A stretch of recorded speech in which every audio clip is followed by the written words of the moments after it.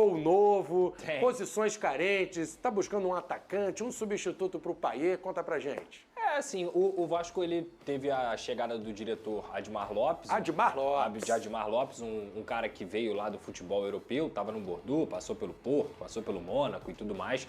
E o Fernando Diniz, ele é um cara muito centrado, né? Não é que ele não acha que precise de reforços, mas ele acredita muito no atleta. Então ele acredita muito que dentro desse elenco do Vasco da Gama ele possa recuperar alguns jogadores para serem peças importantes a partir do próximo semestre do futebol brasileiro. O Vasco hoje, no momento de negociação, até uma notícia dada na torcida Vascainos, está negociando com o Thiago Mendes, que é um volante de 33 anos, que o Flamengo já quis em algumas oportunidades, o São Paulo também sondou. É um jogador que vem de uma lesão grave, estava no Catar, no Al Rayyan, e parece que o contrato dele acaba aí já nos próximos dias. Mas eu vou ser sincero, Flávio, é um jogador que é muito bom tecnicamente, porém eu não consigo ter certeza física dele. E assim, não me espanta porque o head scout hoje do Vasco, é o cara que é o cabeça do scout do Vasco, era do Flamengo. Então é muito natural que ele tenha grandes dados sobre o Thiago Mendes, perdão. Então, assim, é um jogador que, tecnicamente, eu não discuto o quanto ele pode agregar. Fisicamente, ele pode agregar. O Vasco não pode mais ter jogadores baleados fisicamente. O Vasco já tem o Jair, com lesão grave. O Vasco já tem o Paulinho, com lesão grave. Ele tem 33 anos. Então, assim, eu não sei se a galera tá assistindo futebol, mas não dá mais pra você buscar jogadores que não têm saúde. Não dá mais pra você buscar jogadores que não aguentem fisicamente o ritmo do que se pede dentro do futebol brasileiro e mundial.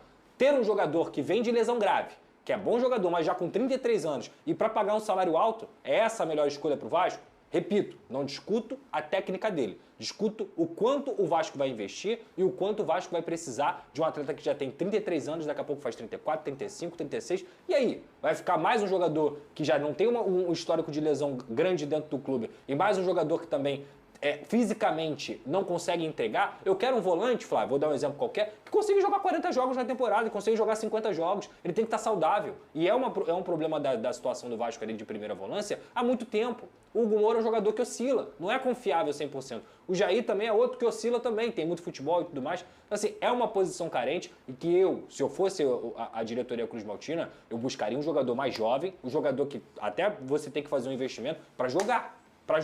Não adianta trazer um jogador que está voltando de lesão do futebol do Catar, que nem se sabe como é que ele vai chegar aqui para gastar um salário alto. Eu sou contra, tá? Eu sou contra essa contratação, não pelo Thiago Mendes em si, mas por todo o cenário que eu trouxe aqui. E sim, eles estão buscando também um jogador de ponta direita, principalmente. Na esquerda já tem o Nuno Moreira, que faz bem aquele papel, e um reserva para o Coutinho, além de também estar buscando um zagueiro. Só para trazer o panorama geral para vocês. Não precisa também Pedrosa, eu acho que não é o Vasco que não pode procurar mais jogadores assim. Eu acho que todos os clubes têm que analisar dessa maneira. Por exemplo, no Flamengo a gente tem bons exemplos em relação a isso. O Cebolinha, o De La Cruz, que o Flamengo fez um investimento absurdo. Não dá mais para uma diretoria investir alto num jogador que não vai te entregar números em campo. E quando eu falo números, é aguentar o forte ritmo que é a temporada não só do futebol brasileiro. Por exemplo, Arrascaeta e Pedro, eles não podem jogar juntos. Então, não dá para o Vasco, que vive uma situação financeira complicada, arriscar tanto no investimento alto, porque o Thiago Mendes é um investimento alto. Sim, o Flamengo tentou várias vezes, vários clubes já tentaram e não conseguiram por conta disso, porque o investimento é alto. Vai valer a pena fazer esse investimento num jogador que, teoricamente, não vai te entregar aquilo que tem que te entregar dentro de campo? Não sei se vale a pena você contratar um jogador que vai jogar 50% das partidas na temporada. Então não é só o Vasco, fico alerta para todo mundo. Né? Serve de alerta para todo mundo. O Diniz tem o histórico de recuperar os jogadores, mas calma lá, nem sempre vai dar para fazer um milagre, né? Break rapidinho, a parada aqui pra gente tomar uma... Gama. Hey, Zavedo, who's this guy? I don't remember him exactly. Hey, defensive midfielder, okay? A defensive midfielder who played prominently here in Brazil for Sao Paulo, a player who spent 8 seasons outside our country, started his career at Goiás, went to Sao Paulo, was prominent on the Sao Paulo team. Here he is, look, put him on the screen wearing Lon's jersey. Lon, who was relegated today, for those who are members of the channel. I had already mentioned this stone about the financial problems that are happening there. But anyway, back to talking about Thiago Mendes, a 33-year-old player, recommended by his agent. That's why the title says agents offer players to Vasco. and Thiago Mendes was offered by Paulo Pitambera. He's 33 years old, he played for Lille for 2 seasons, he played 72 games, scored 4 goals and made 9 assists. By the way, sorry, it was at Lille, but at Lyon it was his best moment, where he stayed the longest, 4 seasons. This photo is exactly from the time he was at Lyon, but he's a player who hasn't played for 4 months. Of course, that's taken into consideration. He suffered a thigh injury last year and was out of action for 4 months. So, he's an athlete who hasn't performed well enough to convince Vasco's board. Come on, Azevedo, so why are people talking about him? Because his agent, Paulo Pitambera, is trying to recommend him and try to do the deal, right? I'll ask Rodrigo Zirife too, honestly. And then I'll go into the same case as striker Brenner, I'll even put his photo up. I have information from the people who are in charge of the operation, right, from the board of directors who are up to date on the issues. Brenner, who stood out at Sao Paulo, played for Fluminense and is currently at Udinese, but he hasn't played in 6 months. How would Vasco go after a player? If Vasco hires a player like Brenner, who hasn't played in 6 months? Dude, Vasco's scout has to go out immediately. And Vasco's scout is currently led by someone who knows a lot, including Vasco, right? Well, Daniel Brito, who came from Flamengo, arrived at Vasco last year, he's very capable. I doubt he would make the mistake of hiring Brenner or offering Brenner. Look at Admar Lopez, pay attention, that guy is a good player. Come on, my brother, you're kidding, he hasn't played for 6 months. A simple consultation would kill this story. But of course, the trick, as it was discussed to me, exists and is part of the game. And this is the time when, unfortunately, this transfer window period increases. That's when agents try to push each name to the clubs and then it's up to the club to have discernment. Say something like, no, wait a minute man. Brenner hasn't played in months. Quote. Just kidding, bring in Brenner. He's not going to be a player who's going to make a difference at Vasco. Oh, Zavedo, I don't remember Brenner. There he is, look, a photo of him wearing a Sao Paulo shirt. A player who performed for Sao Paulo, but we're already talking about a long time ago. He played for Sao Paulo between 19 and 21. We're talking about at least 4 years. From there he went to Cincinnati, sold in 2023. Actually, I'm talking about 19 to 23. In 2023 he was sold, in 2021 he was sold to Cincinnati and from Cincinnati 23 he went to Udinese. But when you look at Brenner's complete data, you get scared. I'm going to show you here so you don't say, wow, Azevedo, how do you do that? Simple. In 2019, he was on loan at Fluminense. He came back and look here, I'm going to show you. Share my screen here so you can see Brenner's depressing performance, okay? Sorry, Brenner, nothing against you, nothing in your favor. A player for Vasco to look for. Look here, this is season 24 and 25 for Udinese. He played the initial games from August to October, and many of them he came off the bench. Look, he came on in the 82nd minute, he came on in the 66th. So, he wasn't a starter, but let's go. Then he was an unused substitute, that is, he was on the bench and nothing. There you go. He wasn't in the squad for 2 games at the end of the year, one game at the end of the year. And then since December 23rd he hasn't played or even been on the bench. Look at this little pink guy here, look, he wasn't on the roster. Damn, how are you going to think of an athlete? Vasco would be playing with our intimacy, right? With our intimacy, with our intelligence. You bring in a guy like that. Oh, Gabriel Pirani is a player, and I already said this in the video this week, who is the same as several that we have on the roster today.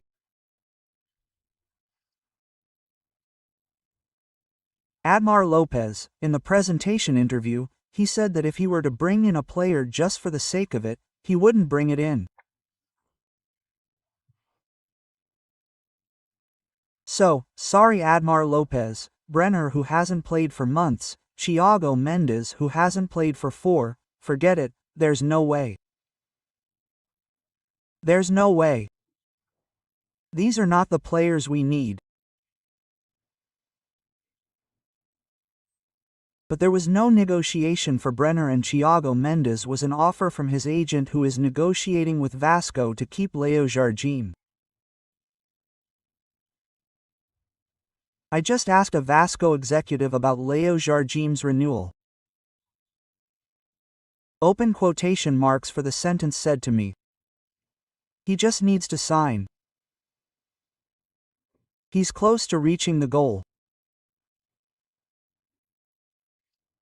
Vasco doesn't want to enforce the automatic renewal, but my friend, he just needs to sign everything. Everything is already agreed. So this could happen tomorrow, the day after tomorrow, at any time. Vasco understands that it made every effort to renew the contract with goalkeeper Leo Jardim live on Friday, but mostly because we have no topic to talk about. The topic of the moment is the Club World Cup. And because Clube de Regatas Vasco da Gama gave a vacation to its professionals, its athletes.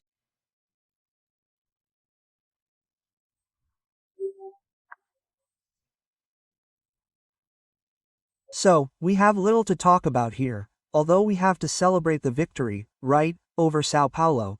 It was a very expressive victory on the return. It's worth remembering that, right?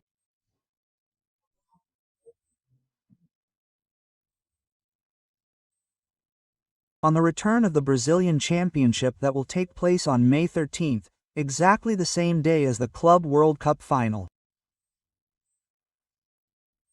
And the return game is Vasco and Botafogo. So, Botafogo sold some of its main players and signed others.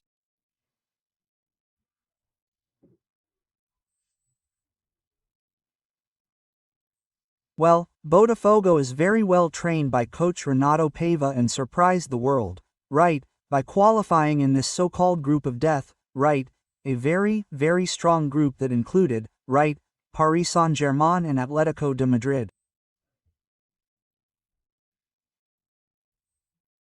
And Botafogo did its part. Well, I don't know how it will be, how far Botafogo will go. I don't know if we will have a clash between Brazilians, right? If Palmeiras doesn't lose today, it will qualify in first place.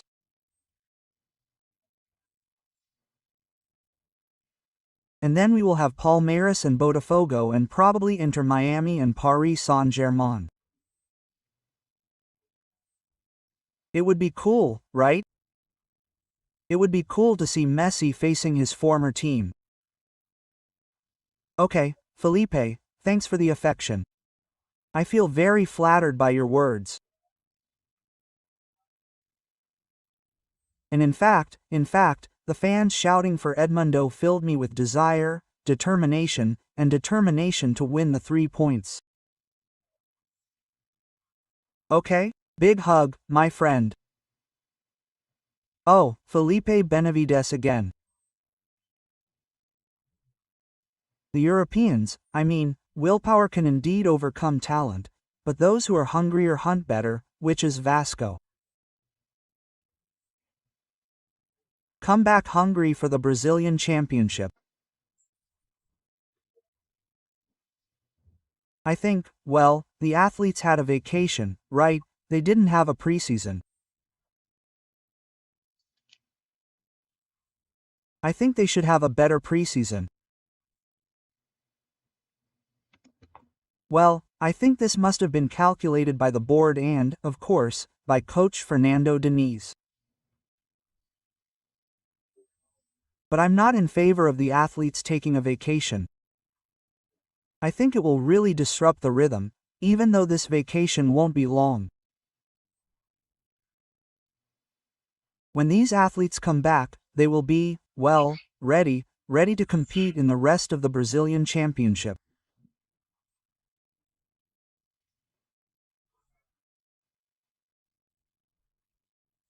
And, by the way, the rout, or the great, expressive victory of 3-1 over the São Paulo team was of the utmost importance for Vasco.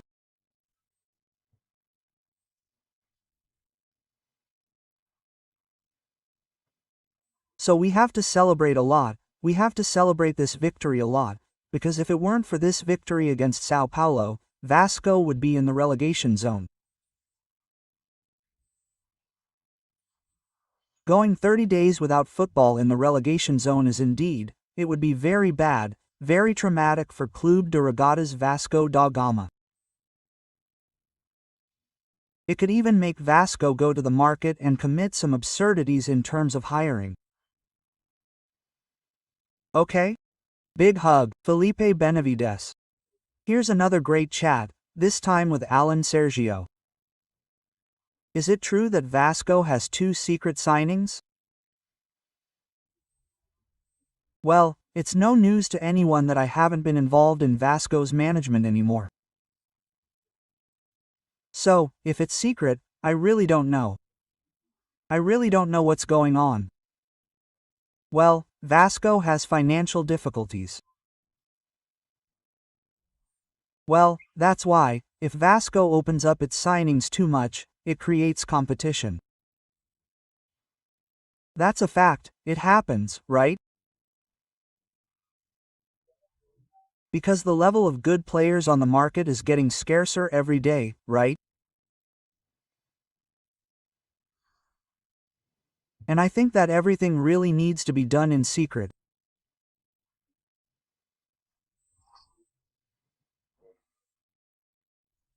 So, if Vasco is managing to keep the negotiations that are being done confidential, I think it is of utmost importance that they are top-level players, right?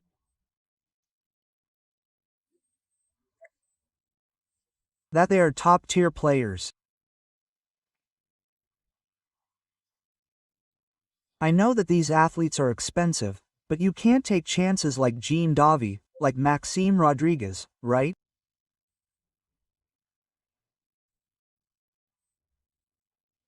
I know that Maxime is no longer at the Vasco da Gama Regatas Club, but they spent $10 million more to sign a player from Casa Pia, nothing against the smaller teams, right? Well, I confess that I didn't even know him, and look, I'm a guy from the middle, I'm a guy from soccer. So, not knowing a club, I confess that I only knew it because Vasco signed Maxime Rodriguez from Casa Pia.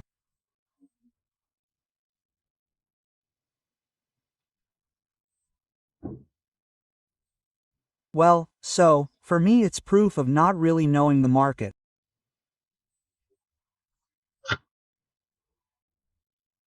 Marcelo Santana said that he wasn't the one who would make the signings. Well, we already knew that. I already knew that, right? But who makes these signings? Who is responsible for these bad signings? That the club loses money, right? That the club loses money and then has to loan the player out for free, sometimes paying the player's salary so that he can play for another team.